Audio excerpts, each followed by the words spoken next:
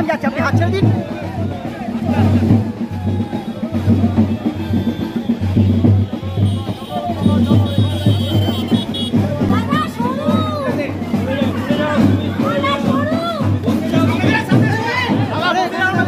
বসে যাও, এখানে বসে যাও, বসে যাও। হ্যালো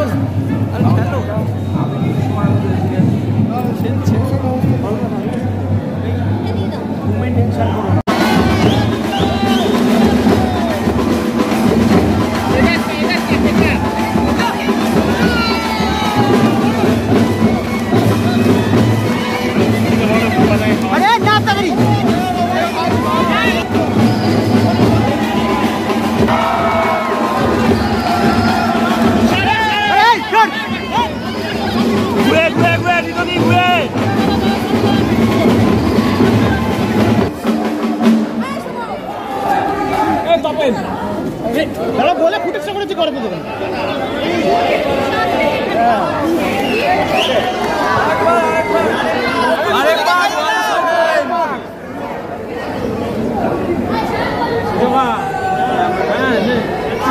এই তো এদিকে ক্যামেরা দেখি একবার এখানটায়।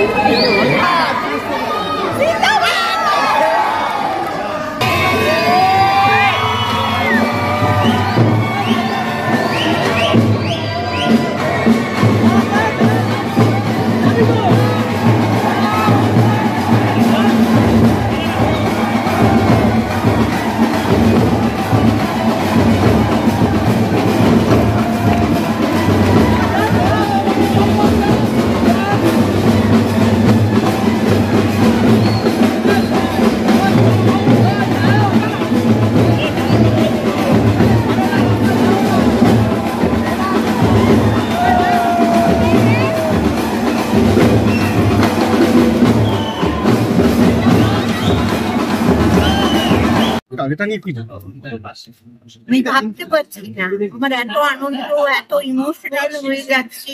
একটু আগে সোমবার ওখানে আমি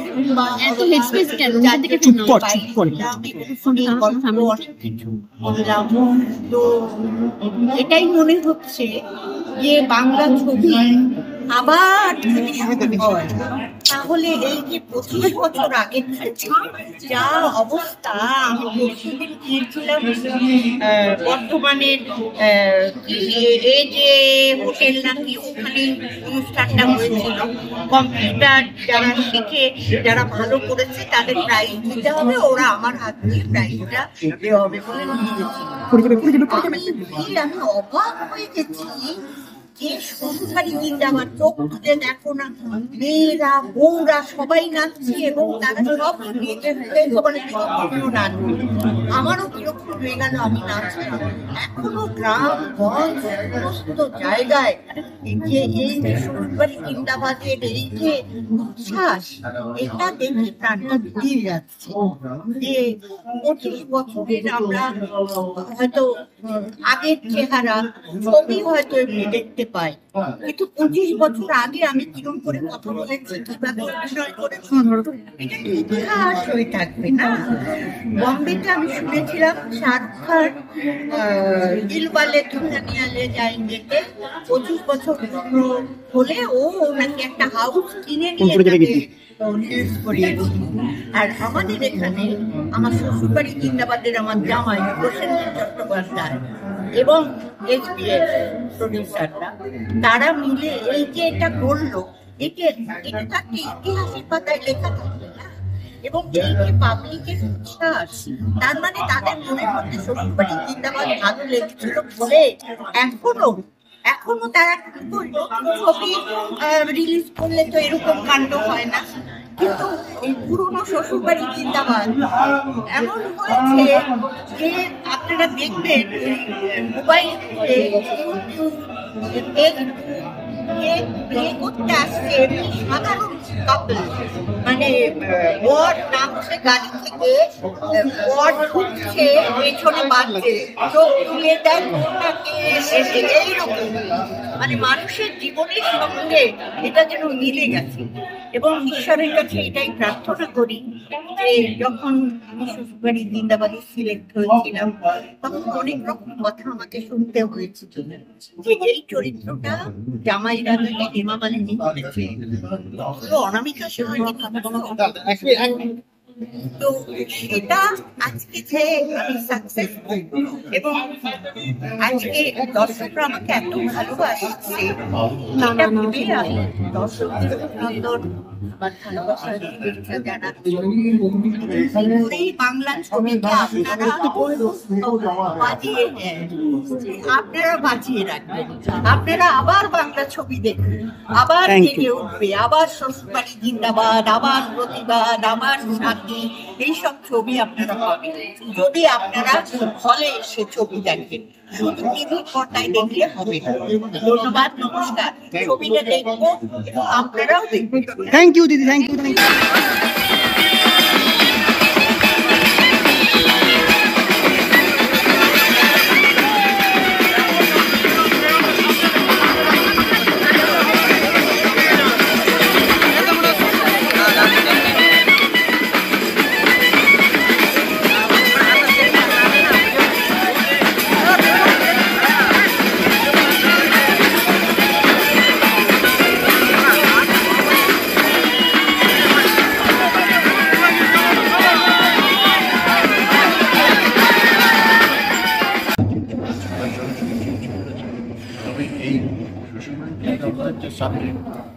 সেটা শ্বশুরবাড়ি জিন্দাবাদ হওয়ার আগেও ছিল, তখনও ছিল, আজও শাশুড়ির সঙ্গে ক্লাস, সে জামাই হোক আর বউ হোক, এই ছিল চিরকাল থাকবেও। সুতরাং এই ব্যাপারে সাবজেক্টের ম্যাটার ছিল, হয়তো তার ইন্টারপ্রিটেশনে, তার বিন্যাসে তবে আমার মনে হয় আজও দর্শকের কাছে এটা। শ্বশুরবাড়ি জিন্দাবাদ বলতে কোন মেমোরিটা এখনো ভীষণ টাটকা? শ্বশুরবাড়ি টাটকা মানে ওইটাই সমস্ত থাকে, এটা যায়নি, ভিন্ন ফর্মেট ঠিকই আছে। শাশুড়ির সঙ্গে জামাইয়ের ক্লাস বা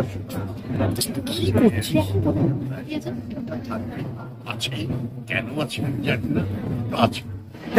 শুটিং এর কথা বলো, যে শুটিংটা কিরকম ছিল? 25 বছর আগে ফিরে গেলে কি কি মনে পড়ে? 25 বছর আগে খুব বেশি মনে পড়ার কথা নয়, এখন জিজ্ঞেস করলে খানিকটা বানিয়ে গল্পটা মিশ্রিত। তবে পরিবেশটা অন্যরকম ছিল, আর যারা পাঠ করছিল তাদের সবাই একটা পরিবেশ ছিল এবং সবাই সবার উপর বিশ্বাস ছিল যে সবাই কম্পিটেন্ট আর্টিস্ট, সুতরাং কারোর নিয়ে টেনশন নেই। এখন আমরা যে কারোর আর্টিস্টের একটু টেনশন থাকে, এরকম করবে বুঝতে পারছি না, এইসব ছিল না। আনন্দ করে সুস্থ পরিবেশে ডিরেক্টরকে আপনার সময় কেটেছিল। দাদা একটা মানে একদিকে পুরোপুরি ব্লকবাস্টার ছবি এবং অনেকগুলো দিক থেকে ট্রেন্ড সেট করেছিল, সেটা কস্টিউম বলো, সেট বলো, স্টোরি লাইন বলো, মানে সেইটা একটা ধারাটা যে শুরু হলো সেটা এখন গিয়ে কোথাও মিসিং। সেই মিসিং বলবো না, অন্যভাবে এসছে। ধারা তো চেঞ্জ করে, তারা তো বিভিন্ন সময় বিভিন্ন সমাজ ব্যবস্থায় এখন ছবির সাবজেক্ট পাল্টেছে, তার সঙ্গে সঙ্গে পাল্টেছে। যে যেমন তেমন আমরা তখন করতাম, আজকাল ছেলে মেয়েদের কি সেটা সুতরাং নিয়ে ভেবে লাভে পাল্টাবি, ওটার কোনো পরিবর্তন। Thank you.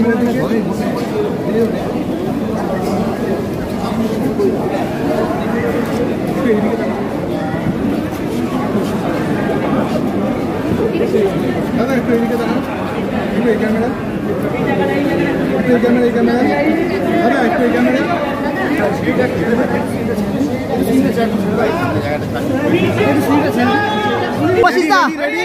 কি বলবে 25 বছর পর সেই 25 বছর পর সেই নস্টালজিয়া? 25 বছর পর আমার মনে হচ্ছে 25 বছর বয়স কমে গেছে, আবার সেই সময়টাতে ফিরে গেছি। একটা সেই সময় ছবি শ্বশুরবাড়ি জিন্দাবাদ, এখন আমার মনে হচ্ছে হ্যাঁ সেই সময় গানটা হিট করেছিল, আজকে মনে হচ্ছে সেইটাই বলি, চোখ তুলে দেখো না একবার কে এসেছে, আমরা সবাই এসেছি। এবং সেই শ্বশুরবাড়ি জিন্দাবাদ আবার 25 বছর বাদে রিলিজ হচ্ছে, যেটাকে আমরা রিলিজ বলি। একটা সময় বাংলা ছবি রিলিজ হতো, কিছুদিন উঠে যাবার পর হয়ে যাবার পর আবার রিলিজ করতো, দীর্ঘদিন সেটা বন্ধ, আবার সেটা চালু হচ্ছে, এটা খুব ভালো খবর। বাংলা ছবি আবার হলে আসছে, সম্প্রতি নায়ক হয়ে গেছে সত্যজিৎ রায়, সেটা তার সঙ্গে তুলনা চলে না এই ছবি, কিন্তু এই যে আবার দর্শক দেখতে চাইছেন এই ছবিগুলো হলে এসে, এটা প্রমাণ করে যে ভালো ছবির বাজার এখনও আছে। অনেকে বলে না যে বাংলা ছবি চলছে না, এই ছবিগুলো প্রমাণ করে দিচ্ছে যে হ্যাঁ বাংলা ছবি চলছে। ভালো বাংলা ছবি হলে দর্শক নিশ্চয়ই নেবেন, নিশ্চয়ই দেখবেন। আমরাও সেই ভালো ছবি করার জন্যই বসে থাকি, আপনাদের সেই ছবি উপহার দিয়ে থাকি। তো আশা করব যে আগামী দিন এই রাস্তাটা খুলবে এবং বাংলা ছবি আবার রমরমিয়ে চলবে, পুরনো ছবিগুলোও আবার আসবে, দর্শকরা সমানভাবে ছবিগুলো দেখবেন। এই ছবিটাও দেখুন, এটাই বলবো। ধার রাখ।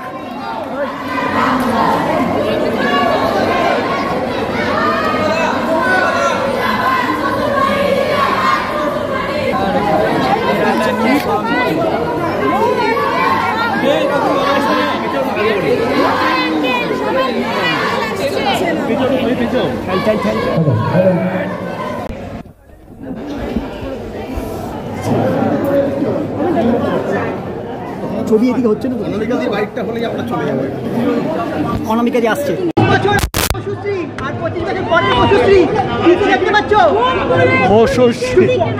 বসুশ্রী একই আছে, 25 বছর বাদে নতুন করে যে শ্বশুরবাড়ি জিন্দাবাদ রিলিজ হচ্ছে, মানে রিলিজ হয়েছে, তো এটা একটা আমাদের গর্বের ব্যাপার।